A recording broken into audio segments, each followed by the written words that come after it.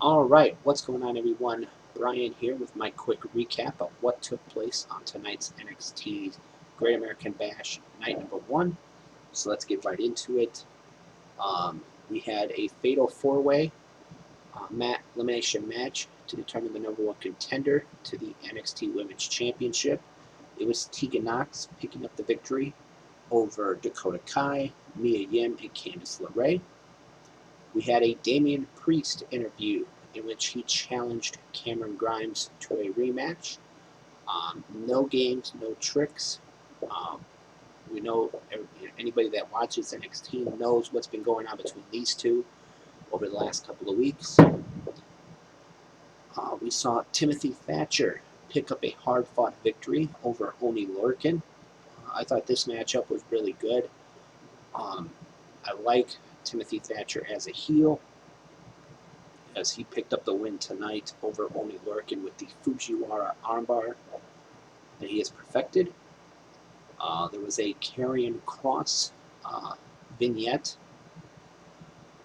where him and Scarlett talked about or said that they're going to redefine NXT and everything else.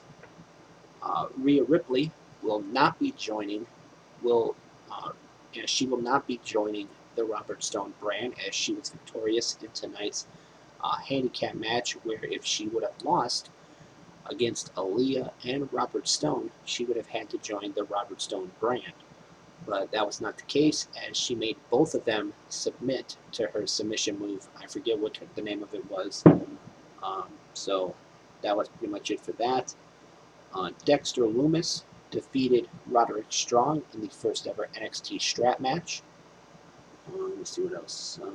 We had a Keith Lee versus Adam Cole build-up video where both men talked about next week's main event, the winner-take-all match, where the winner will walk out with both the NXT Championship and the NXT North American Championship.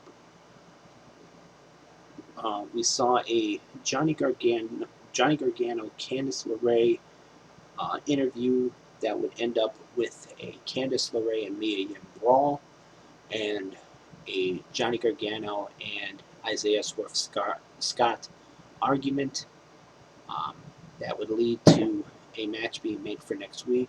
Mia Yim versus Candice LeRae in a street fight, and quite possibly a Johnny Gargano versus Isaiah Swerve Scott match sometime down the road. Maybe being booked down the road. We heard from Legado del Fantasma, the trio of current NXT Cruiserweight Champion Santos Escobar, Raul Mendoza, and Joaquin Wilde.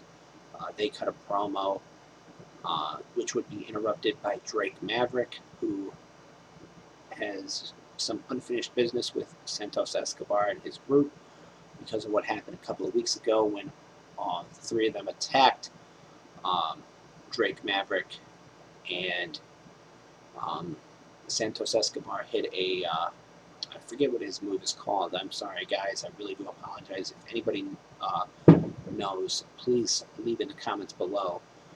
A sit-out driver through a table that would injure Drake Maverick. Maverick would come out wearing a neck brace. He would go after Joaquin Wilde and Raul Mendoza, who would then double team him. They would try. Escobar would go to get his hits in, but here comes Breezango to make the save, and a six-man tag team match would be made for next week for night number 2, as it will be Breezango and Drake Maverick taking on Legado del Fantasma, the trio of Mendoza, Escobar, and Wilde. We heard from Cameron Grimes, who has made his intentions known that he is proclaiming himself the number 1 contender, and he wants whoever wins the winner-take-all match between Adam Cole and Keith Lee that will happen next week. Then in the main event, it was Io Shirai, the NXT Women's Champion, defeating one half of the Women's Tag Team Champions, Sasha Banks with a little bit of help from Asuka, the Raw Women's Champion, who would kind of even the odds a little bit later on near the end of the match when Bayley, Sasha's tag team partner, women's tag team championship partner, she would get involved. Then when the referee was distracted with Bayley, Sasha uh, would grab the other women's tag title belt.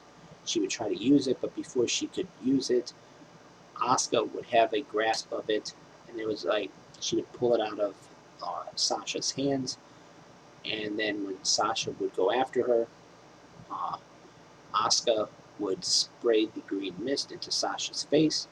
That would keep her down, and then that would allow Io Shirai to hit the moonsault off the top rope and pin Sasha Banks 1, 2, 3 in the ring.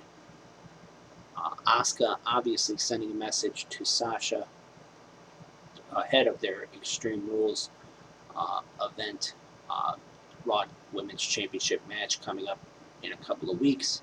Of course, Sasha this past Monday pinned Asuka on Raw during a mixed tag match where it was Sasha and Dolph Ziggler versus WWE Champion Drew McIntyre and Raw Women's Champion Asuka. So Asuka getting a bit of revenge and sending a message of her own um, tonight on NXT. So that was pretty much it for the show. I don't know. I haven't watched night number 1 of Fyter Fest yet. I'll probably watch that tomorrow and then do a recap of that and give my thoughts on that show on night number 1 of that for AEW. But this week's night number 1 of the Great American Bash for NXT was okay. Hopefully next week's night number 2 will be a little bit better. I think there was, like I said, there was only 2 matches I really liked, and both of them were the women's matches, which was the Fatal 4-Way. I thought that was really good, and then the main event between Shirai and Sasha. I thought that was really good, and then I also thought that the Timothy Thatcher and Oney Lorcan match was good, was solid. So that was pretty much it. So basically, overall, an okay way to start for this 2-week, 2-night event for the Great American Bash for NXT. So with that being said, for those of you that watched night number 1 of NXT's Great American Bash, let me know what you guys thought of it in the comments below. I thought it was okay. I thought it was an okay start. Hopefully next week is night number 2 is hopefully night number 2 next week is going to be better with that main event. I'm hoping that main event between Adam Cole and Keith Lee is really good. So yeah, that's pretty much it. This has been my NXT Great American Bash night number 1 recap. As always, I am Brian, and thank you for watching.